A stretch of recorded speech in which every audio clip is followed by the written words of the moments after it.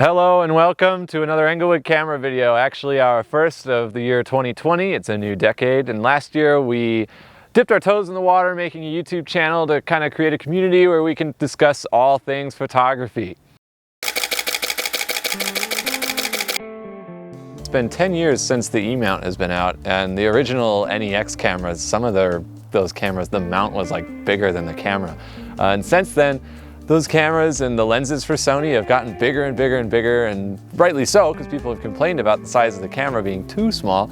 But I think it got away from the original intent of the Sony E-mount, which was to have DSLR-like quality in a smaller package to make it easier to travel. And so overall, I really like what Tamron has been doing lately. And a lot of their lenses, they've sacrificed something somewhere to make the lenses smaller, more compact, and yet still make them affordable and easier to carry around and everything. So I really like it. And so far with these lenses, they've been really sharp too. So that's why we're here. We're gonna test them on rocks and stuff. I'm really excited to use this 20mm more than the 24 and 35, because there really isn't anything like this 20 on the market for the Sony system yet.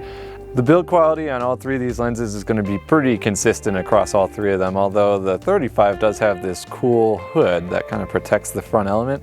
I like that, and I like that there's a filter actually on that hood, and so you can put filters on the outside and not worry about them not fitting over the hood, which is kind of cool. There is a weather gasket on the back, and you know how I feel about weather gaskets, they just make me feel nice. And this is a pretty good build quality for the price of the lens. I mean, it's less than $500. It weighs next to nothing, and you know, I can't expect too great quality out of this thing, but it does feel all right. It doesn't feel like it's going to fall apart. Next up on the list is the 24mm. A little more excited about this one because it's the only other option for full frame Sony E-mount other than the G Master 24 1.4. That one is a 1.4, so it's pretty exotic, but this is only a 2.8. Still, not the end of the world. It's small, easy to travel with, it's pretty inexpensive. That make it a pretty good alternative for somebody who doesn't really want to drop G Master prices on the 24 1.4, but still wants a 24mm focal length. So this might be the hero for somebody who's looking to go on a trip and is missing this lens. And lastly, the most exciting on these three lenses is easily the 20mm. This is the one I'm most excited to play around with today. And that's because there really isn't anything like this lens for full frame Sony E-mount right now. There's nothing small, less than $500, f2.8 with autofocus and weather sealing that exists like this. So this could be a really cool option to fill a gap in your lens lineup if you were looking for a wide angle but you don't want to drop, you know, almost $2,000 on some other Sony lens. So hopefully this lens holds up against those more expensive options.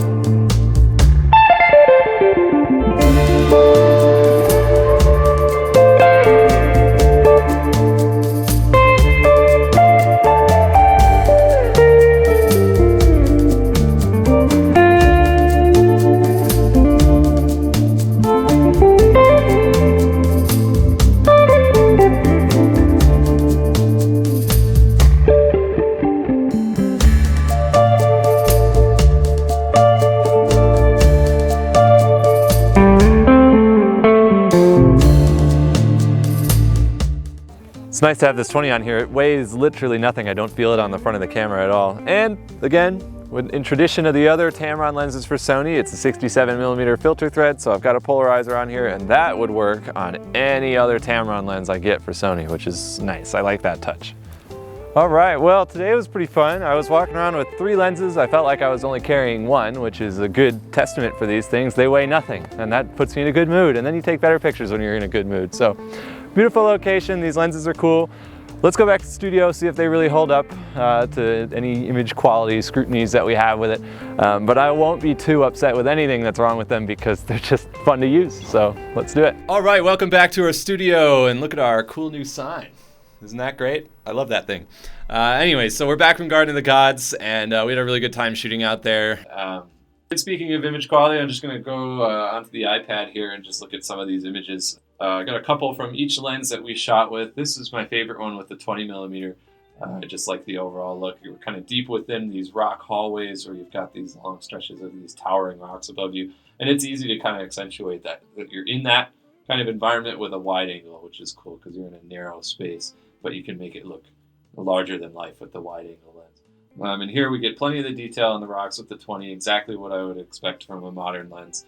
And I just really can't knock it on its sharpness. This was at f8. I mean, this wasn't wide open, but I was trying to get the majority of the shot in focus, and I like it. It did a good job. There's nothing here that screams $350 lens. This, if you put this on social media, it would look excellent. If you printed this, I think it would still look very good. Here's another image of a puppy, which is adorable, and he was super cute. So I wanted to test out the animal eye autofocus and just kind of overall get a sense of how responsive these lenses were at tracking with the Sony camera, and it did fine. It locked right onto the dog's eye. You can see here it's plenty sharp. This is wide open, and yeah, what's wrong with that? you can lock on the dogs, which is super nice. We're moving on to the 35mm here. And this is not as exciting of a lens. There are other options, for the 35. You can get a faster aperture lenses around the same size, like the Sony 35 1.8. But here's what it looks like at 2.8. You can still get plenty of subject separation here, and it's definitely plenty sharp. I focused right on this piece of grass, and this piece of grass, there's really nothing wrong with it. And it's a pretty bright part of the image, too, with a lot of contrast, and I'm not seeing a ton of color fringing either. Which is great. There's not a lot to need to correct. The natural vignetting of the lens looks nice. The color looks nice. And the fall off to the background looks pleasing enough for this type of lens. And again, here's another example of the type of look you could get with a 2.8 lens. And this is Alan filming me while we were out there shooting. And plenty of fall off. I've got tons of separation between him and the background. And it looks great. If you like that 35mm look, and maybe you don't want to spend too much money, or maybe you just want a really lightweight lens, this is an excellent choice. So, and here we're moving on to the 24. The 24 is interesting because there's only one other 24, and that's the G Master. And I like this focal length quite a bit now because of that lens, because it's so good. I've used it a number of times. And this is no slouch either in comparison. It's plenty sharp. Here's an image of just the rocks and everything, and we're kind of behind some pine branches. And overall, there's nothing I can complain about. Up off to the edges of the frame, it's plenty sharp. This is shot wide open at 2.8 too, down on these rocks. And I've got all the detail I could want on the rocks, and so I'm happy with the images off the 24.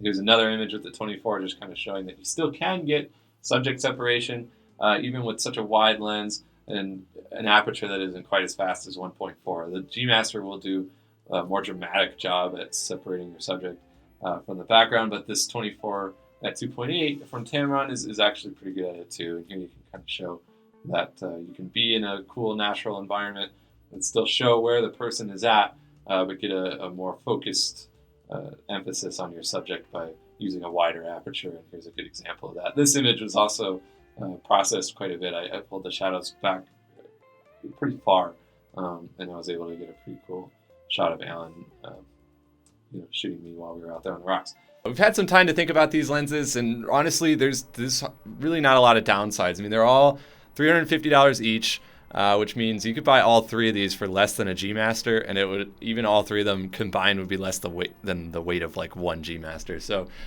there's only one kind of fault to the image quality on the 20 and the 24, and that's that they show some pretty evident distortion, but again, that's something pretty easy to fix in post. And again, for the cost of these lenses, I don't really see that as a major downfall of them. Overall, they're fun to use, they're compact, and they're not going to kill your wallet. So I think they're a great alternative if it's a focal length that you're not super crazy about, but you just need, and you're not about to drop $1,200 on a Sony lens to get that focal length. So thanks again for watching. We had a great time going out and shooting these. We love doing these videos, so if you have any questions, just leave us a comment, and maybe consider subscribing to our channel. That would help a lot. And yeah, thanks for tuning in, and we'll get back to you with the next one.